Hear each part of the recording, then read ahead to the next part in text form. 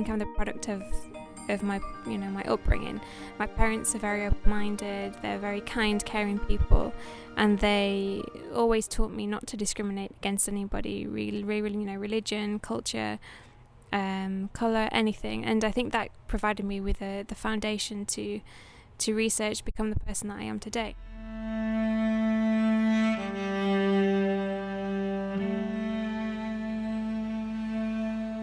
When people see me now as I am wearing hijab, and obviously the people that knew me before, I think a lot of people's first impression is that oh, look at Mel, she married a Muslim guy, and kind of look at her now, it's a shame, look what she has to be like, now she's oppressed, kind of thing.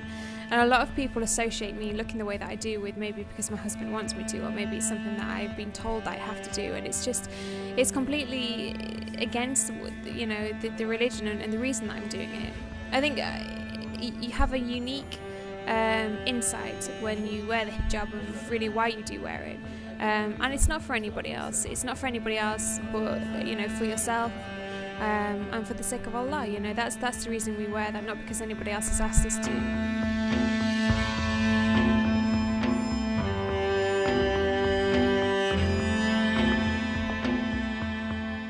It was funny. I went to have my hair cut the other day actually, and obviously I went into the salon with my hijab on, and then took it off, and I sat down and I was having my hair cut by the lady, and she said, "Oh, so you're married then?" I said, "Yeah." She said, "Presumably you're married to a local." I was like, "No," and she just assumed because I wore hijab maybe I'd married a local, and maybe they had asked that or told me that I had to wear it. It's just another example, I guess, of people's prejudice towards it. People often assume you've been forced to wear it rather than it's because of your own choice. But I took it upon myself, and I think we should to explain, no, that's not the reason why I wear it. This is the reason why I cover up, and I don't think people should be dismissive. People want to learn, and that's how I started off. And if people had been dismissive of me, then I wouldn't be where I am today. So I think as Muslims, we need to take it upon ourselves to take time to explain things to people.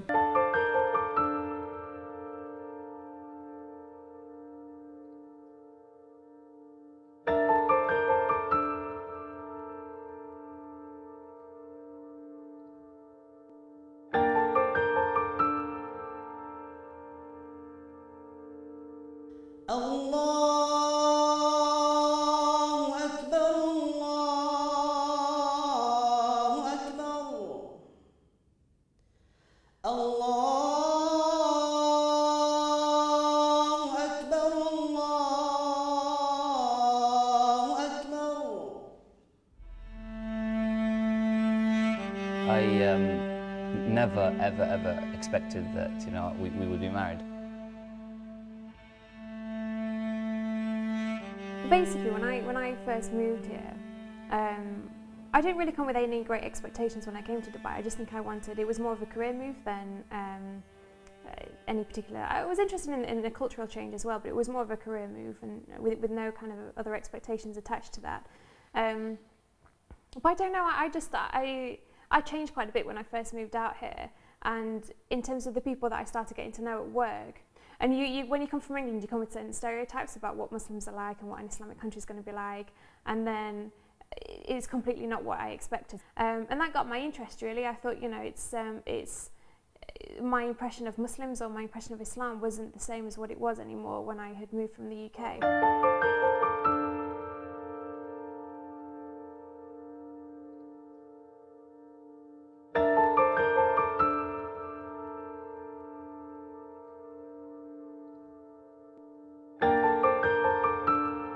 Unfortunately, people think that Islam is linked to oppression with women. Okay, so it's something that you see the way maybe that women dress, or you see the way that some people treat their wives, or you hear stories and you just think, okay, Islam, oppression with women. It's an unfair religion. It's all about the hierarchy of men. And meeting Mahmoud, it's just completely the reverse. The history of Islam as well. Women have always been very prominent figures in Islam, very well educated people, business leaders.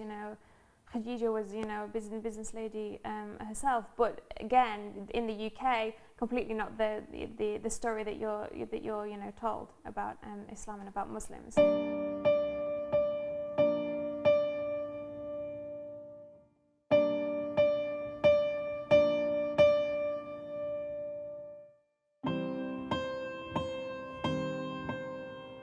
There was always something. I always believed in something, but I wasn't really sure what. And other religions that I had come across didn't really answer any questions, and to a certain extent I thought their answers to certain questions, I didn't really sort of, buy it. And then I think when I came across Islam and I moved out here and I learned more, what I realised about Islam and what I like about Islam is it's okay to ask questions, and every question you ask should have an answer. Yeah. Whereas with other religions, sometimes it's just like, it's, faith. You just have to have faith. There's blind faith to everything. And to me, that's okay, but it's not good enough. And this is why we always say, I do still have questions, and I will still find the answers to them. But everything's so perfect, everything's so well put together that's what kind of convinced me. If there's any mistake in any religion, it can't be divine. The only thing that can be divine is something that is perfect, and because none of us are perfect and we all make mistakes, we have a confidence and a belief in our heart and that's where belief comes in, or iman comes in, that there is an answer for everything, and it's in that one book, and obviously that's explained through our Prophet Muhammad sallallahu alaihi wasallam, and so whatever we look for, there will be an answer for that question.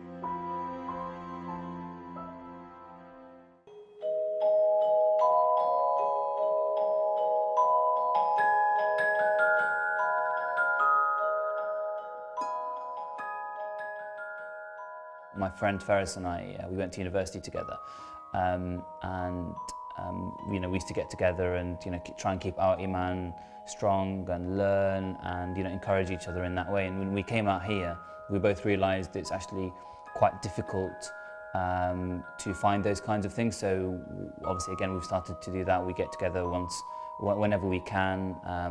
Faris is still living in the UK at the moment, so whenever he's over here, we kind of get together and we try and recite some Quran and du'as, and really hopefully help our iman grow and sustain that. لو أنزلنا هذا القرآن على جبل لرأيته خاشعا متصدعا من خشية الله وتلك الأمثال نضربها للناس لعلهم يتفكرون هو الله الذي لا إله إلا هو عالم الغيب والشهادة هو الرحمن الرحيم هو الله الذي لا إله إلا هو الملك القدوس السلام المؤمن المهيمن العزيز الجبار المتكبر سبحان الله عما يشركون هو الله الخالق البارئ المصور له الأسماء الحسنى يسبح له ما في السماوات والأرض وهو العزيز الحكيم.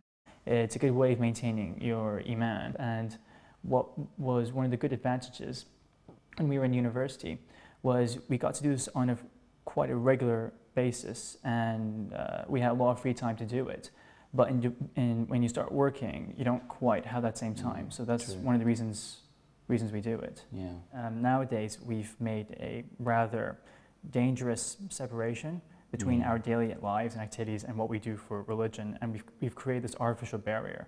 So doing these halaqat is a nice way of integrating these practices into our lives again, which is quite important.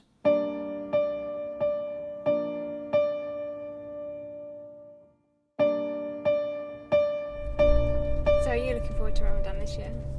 Yeah, definitely. I think less pressure, obviously. Can obviously enjoy it a little bit more and do some of the duties a bit better. Yeah, definitely. It was really tough last year because we were working for a company that didn't necessarily let us take time off when we probably needed to and when we should have been able to during Ramadan. So it's very difficult. But now, alhamdulillah, we have our own business, so we can relax a bit more, can't we? We can take time off and do the right kind of things, make sure we're reading and make sure we're going to the mosque where we need to.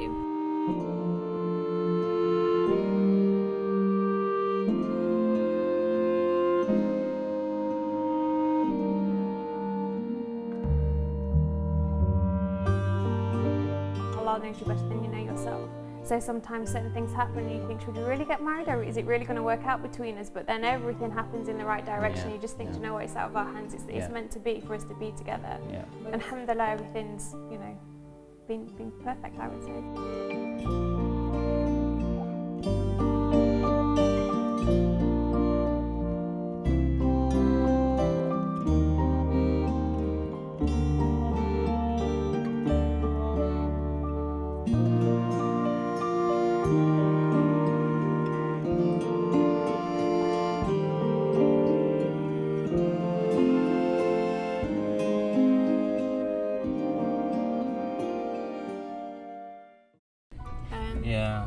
it's a shame because there's obviously a lot of companies. Sorry, I fell back.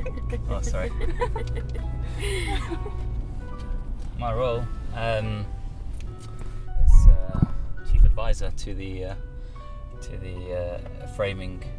But you know, I will get the last. I'll get the last say on which frame we go for. Well, you did do it, so I think you get the right for that.